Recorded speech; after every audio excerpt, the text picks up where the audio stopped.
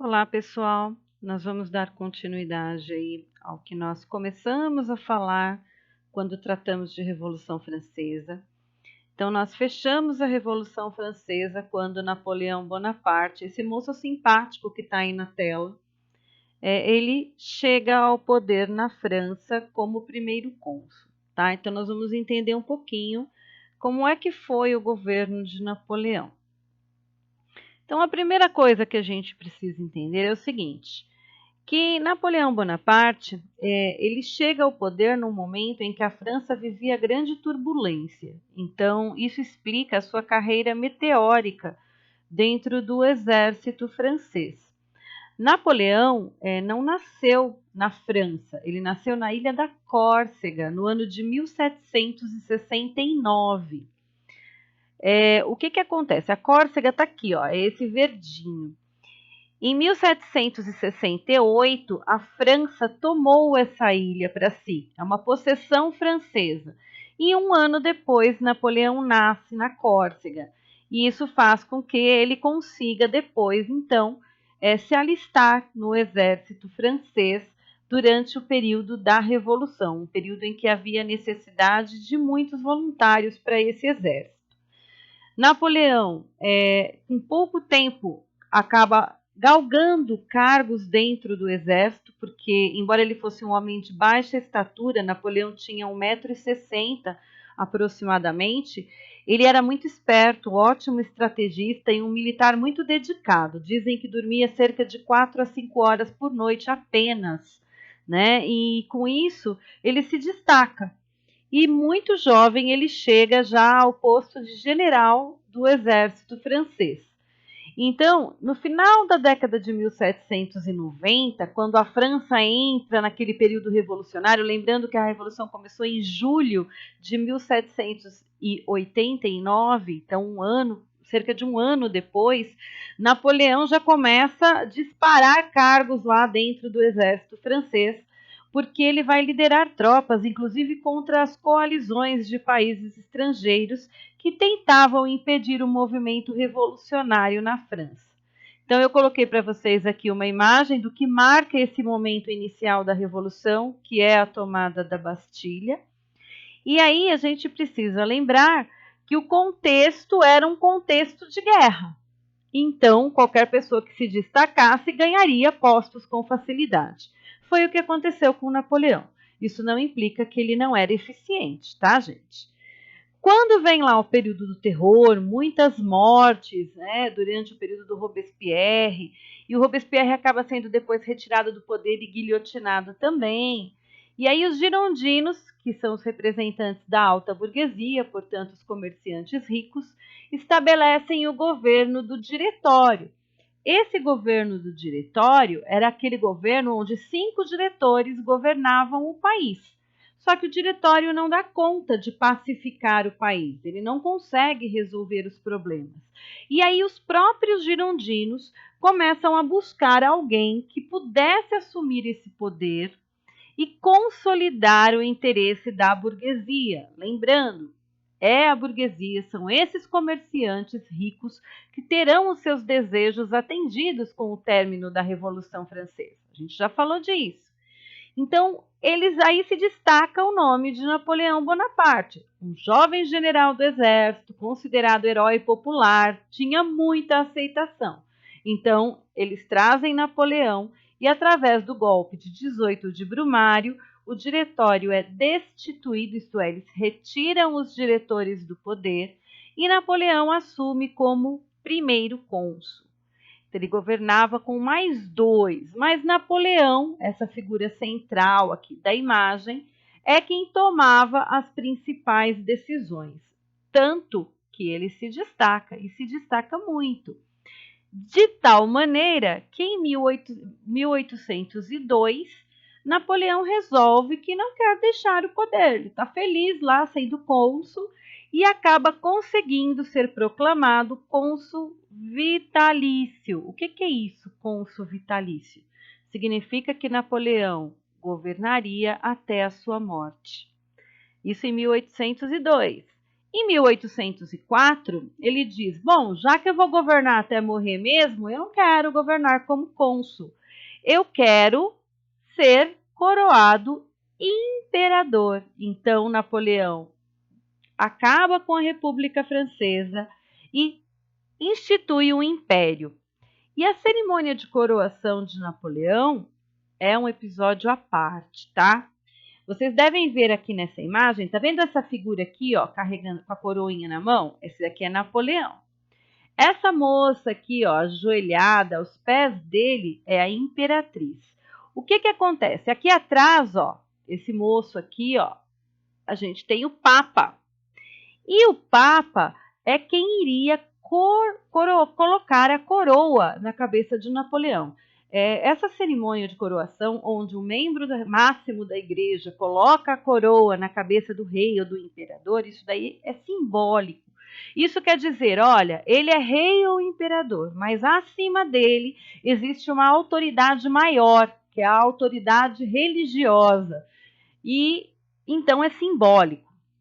Na cerimônia de coroação de Napoleão não foi diferente. O Papa estava lá. Só que quando o Papa pegou a coroa para colocar na cabeça de Napoleão, ele não permite. Ele pega a coroa e coloca na sua própria cabeça.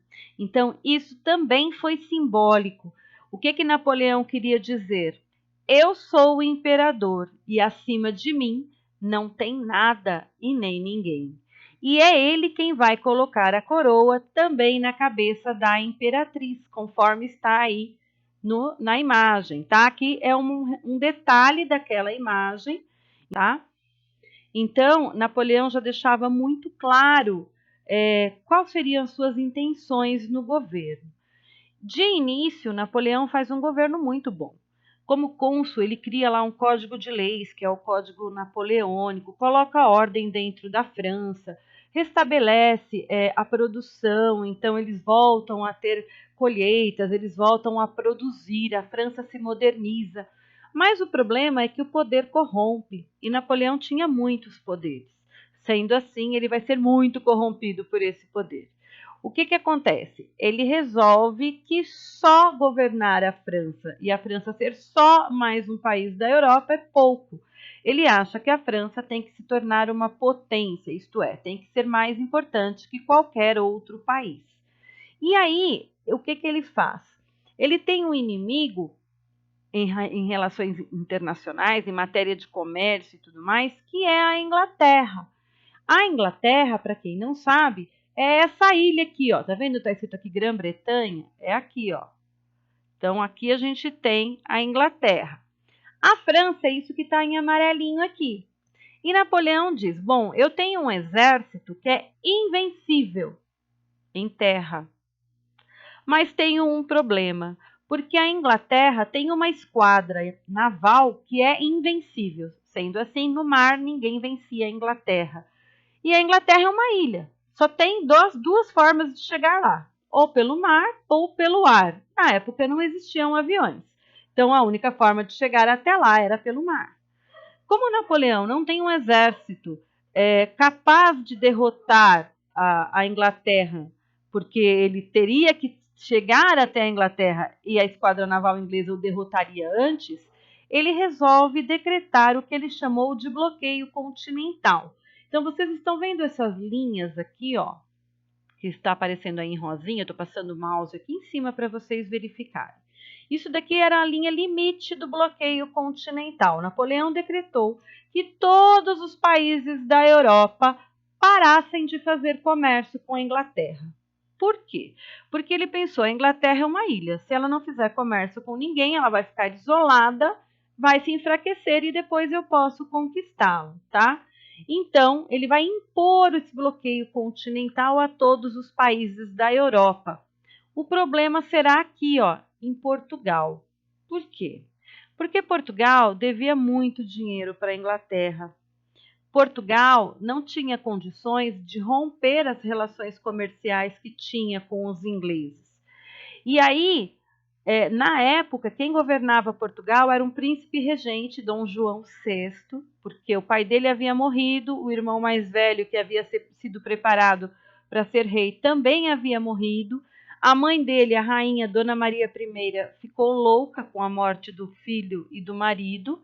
Então era esse príncipe, Dom João, que estava lá governando. Ele depois seria coroado rei com o título de Dom João VI. Então o príncipe Dom João estava lá governando e sem saber o que fazer, porque de um lado Napoleão dizia: se você não romper com a Inglaterra, eu vou mandar tropas e invadir o seu país. De outro, os ingleses diziam: com a grana que você me deve, se você romper comigo, quem invade seu país sou eu.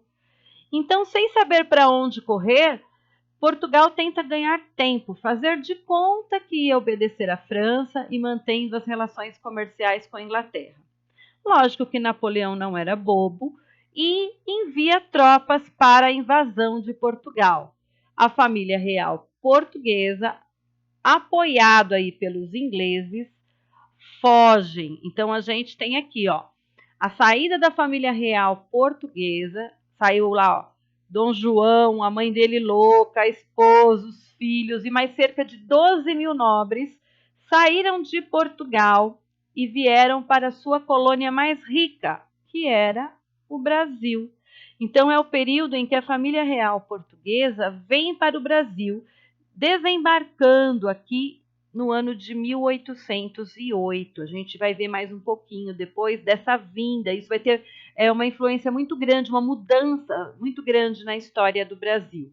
O Brasil, nesse momento, era uma das colônias portuguesas, era a mais importante, a mais rica, e, portanto, é para cá que a família real portuguesa foge, deixando o povão lá para se virar e enfrentar as tropas francesas de Napoleão, que já estavam em Lisboa, capital de Portugal, tá?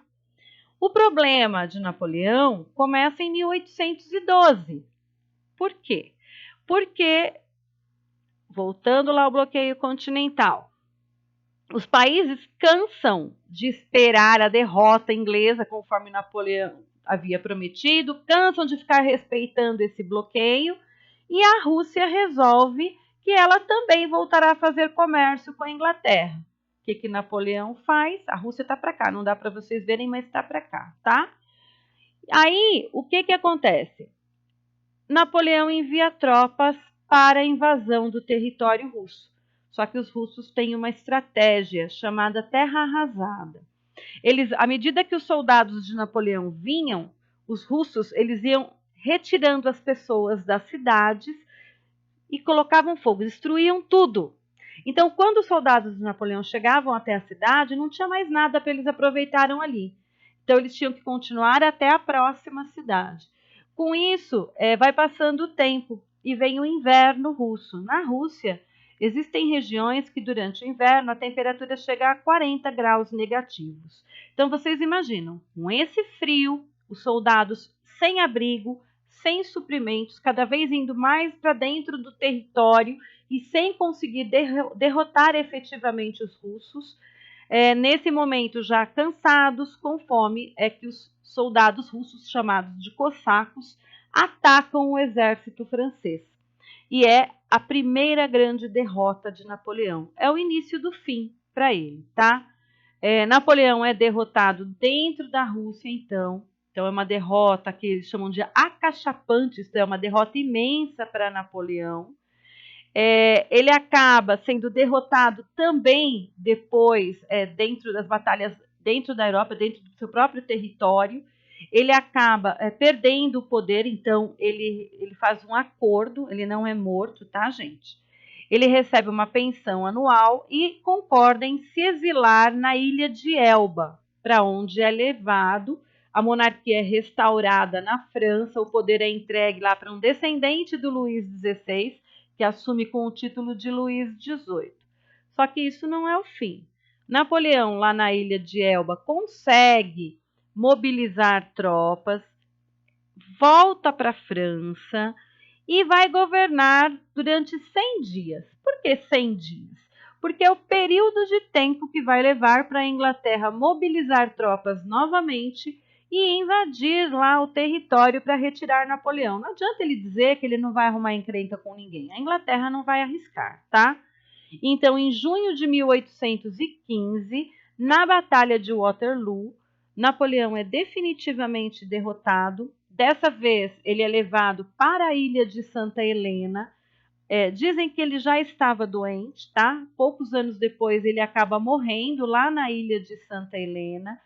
Ele tem. Dizem que ele teria tido uma úlcera, porque ele tinha muitas dores abdominais já fazia algum tempo. Outros dizem que não. Há historiadores que defendem que talvez ele tivesse um câncer. Isso foi denotado aí por um estudo feito pelas roupas de Napoleão. Ele teria perdido muito peso nos últimos meses de vida. Mas o fato é que ele morre. E aí isso acaba selando aí o fim da sua trajetória política e o sossego da Inglaterra.